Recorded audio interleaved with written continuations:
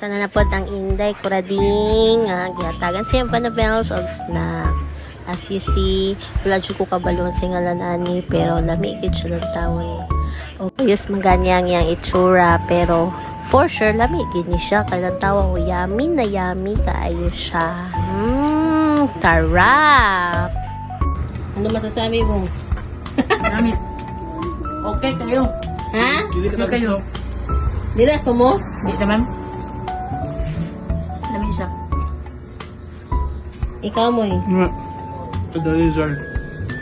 Zard Factory. Wow! Lahat kami. Pila.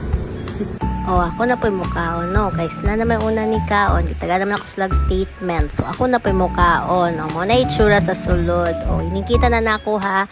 Kay para maglaway mo. I-flex na itong tarong bigay. Makita yun ninyo sa ang sulod.